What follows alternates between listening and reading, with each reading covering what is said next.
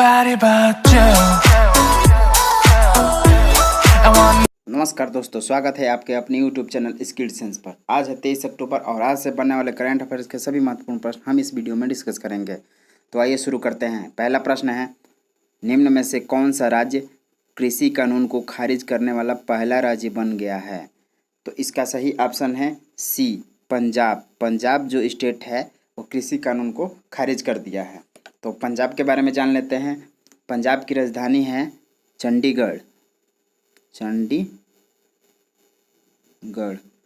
मुख्यमंत्री हैं कैप्टन अमरिंदर सिंह और राज्यपाल हैं वीपी सिंह बदनौर। और यहाँ पर लोकसभा की कितनी सीटें हैं? तो लोकसभा की यहाँ पर 13 सीटें हैं और राज्यसभा की 7 सीटें हैं। अगला प्रश्न है, हाल ही में जर्मनी के किस टेनिस खिलाड़ी को 31 साल की उम्र में संन्यास लेने की घोषणा की है? किस टेनिस खिलाड़ी ने 31 साल की उम्र में संन्यास लेने की घोषणा की है? तो इसका सही ऑप्शन है ए, जूलिया जॉर्जेस। जूलिया जॉर्जेस इन्होंने 31 साल की उम्र में टेनिस से संन्यास लेने की घोषणा की है। जर्मनी के स्टार टेनिस खिलाड़ी व विंबलडन की पूर्व सेमीफाइनल जूलिया जॉर्जेस ने 31 साल की उम्र में टेनिस से संन्यास लेने का फैसला लिया है। जूलिया 2018 में सर्वश्रेष्ठ नौवीं रैंकिंग पर पहुंची थी। आगे बढ़ते हैं। प्रश्न संख्या तीसरा है, सीबीएसई के ओर से आयोजित होने वाला केंद्रीय शिक्षक पात्रता सीटेट की वैधता 7 साल से बढ़ाकर कितने साल कर दी गई है? तो सीटेट की वैधता पहले 7 साल हुआ करती थी, इसको बढ़ाकर कितने साल की कर दी गई है? तो इसका सही ऑप्शन है बी, साल नहीं अब पूरा आजीवन कर दी गई है। इसकी मान्यता जो एक बार सीटेट क्वालिफाई कर लिया तो उसकी वैधता आजीवन मान्य होगी। तो सीटेट क्या है? तो सीटेट जानते हैं तो central teacher eligibility test CTET होता है। और सीबीएसई होता है the central board of secondary education. और सीबीएसई के अध्यक्ष कौन है? तो अध्यक्ष हैं इनके मनोज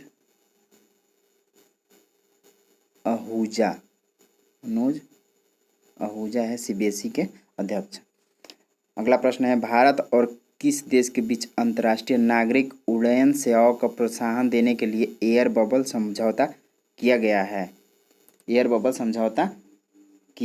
तो इसका सही ऑप्शन है डी, बांग्लादेश के साथ एयर बबल समझौता किया गया है। तो बांग्लादेश के बारे में जान लेते हैं। बांग्लादेश की राजधानी है ढाका और यहाँ के प्रधानमंत्री हैं शेख हसीना और राष्ट्रपति है अब्दुल हामिद। और मुद्रा यहाँ की क्या है? टका जो है बांग्लादेश की मुद्रा है। और इस समझौते के तहत नागरिक उड्डयन मंत्री हरदीप सिंह पुरी के अनुसार प्रत्येक सप्ताह 28 उड़ानें संचालित करेंगे। तो नागरिक उड्डयन मंत्री कौन है? तो ये है हरदीप सिंह है नागरिक उड्डयन मंत्री। आगे बढ़ते हैं। यूनिसेफ की पहल पर एनीमिया मुक्त भारत MAMB कार्यक्रम के तहत किस राज्य को पहला स्थान मिला है? तो जो है एनीमिया मुक्त भारत के तहत जो है कार्यक्रम के तहत किसे प्रथम स्थान मिला है? तो यूनिसेफ यानी कि ये जान लेते हैं तो केंद्रीय स्वास्थ्य एवं परिवार कल्याण मंत्रालय है तथा इसके मंत्री जो है वर्तमान समय में अश्विनी कुमार चौबे हैं। कौन है? अश्विनी कुमार चौबे। और इसका सही ऑप्शन है ए, हरियाणा को मिला है। ठीक है, हरियाणा। और एनीमिया क्या होता है? एनीमिया एक बीमारी है और होता कैसे है इसके बारे में जान लेते हैं। एनीमिया का अर्थ है शरीर में खून की कमी। जब शरीर में RBC की नष्ट होने की दर उसके निर्माण दर से अधिक हो जाती है। मतलब कि बहुत तेज़ी से नष्ट होने लगता है और निर्माण बहुत धीरे धीरे होता है तो हमें एनीमिया हो जाता है। ठीक है। अगला प्रश्न है, हाल ही में किस राज्य सरकार ने बेहतरीन शिक्षण माहौल सुनिश्चित करने हेतु 80,000 सरकारी स्कूलों में स्मार्ट ब्लैक बोर्ड योजना लागू कर रही है? जो शिक्षण माहौल को सुनिश्चित करने के लिए 80,000 सरकारी स्कूल में, तो इसका सही ऑप्शन है सी, तमिलनाडु सरकार जो है, तमिलनाडु की राज्य सरकार 80,000 सरकारी स्कूलों में स्मार्ट ब्लैक बोर्ड की मतलब लागू कर रही है। ठीक है। तो तमिलनाडु के बारे में जान लेते हैं। तो तमिलनाडु की राजधानी है चेन्नई, चेन्नई, और यहाँ के मुख्यमंत्री हैं टी ई के प्लानास्वामी, और राज्यपाल है बनवारी लाल पुरोहित। और यहाँ पर लोकसभा की सीटें हैं 39 और राज्यसभा की सीटें हैं 18। इस योजना को तमिलनाडु के शिक्षा मंत्री के.एन. सेनेकोटैयन ने लागू किया है। शिक्षा मंत्री कौन है? के.एन. सेनेकोटैयन ने लागू किया है। आगे बढ़ते हैं।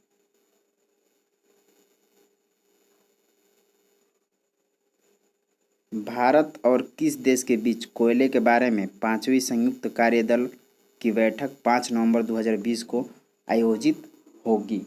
तो इसका सही ऑप्शन है डी, इंडोनेशिया। भारत और इंडोनेशिया के बीच जो है 5 नवंबर को ये कोयले के बारे में 5वीं संयुक्त कार्यदलीय बैठक होना निश्चित है।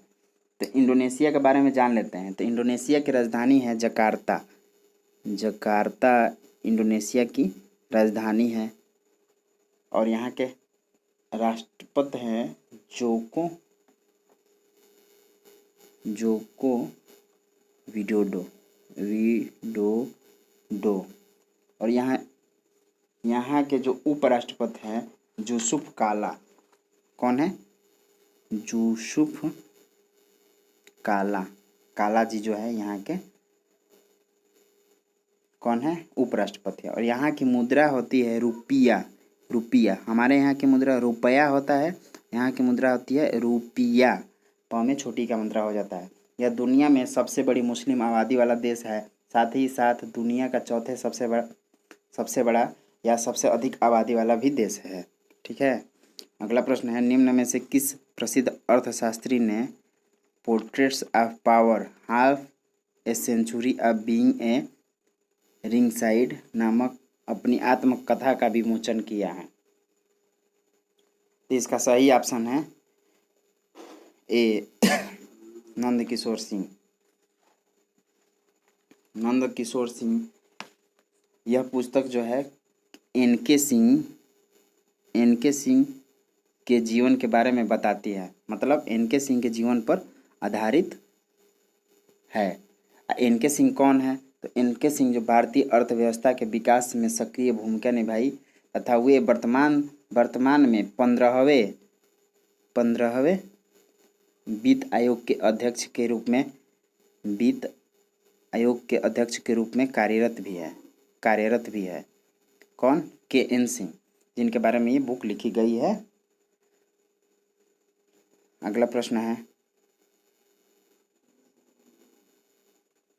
भारत सरकार ने घोषणा की कि किस देश के नौसेना नवंबर 2020 में होने वाले मलबार अभ्यास में शामिल होंगे?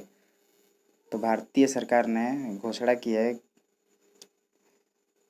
तो ये सही ऑप्शन हो जाएगा इसका ए, ऑस्ट्रेलिया की नौसेना जो है मलबार अभ्यास में शामिल होगी।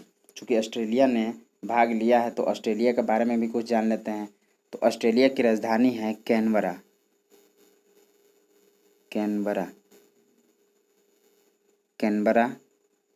और यहाँ के प्रधानमंत्री जो हैं स्कॉट मॉरिसन। ठीक है। और यहाँ सम्राट जो होते हैं, इनका नाम है, सम्राट हैं यहाँ के जो एलिजाबेथ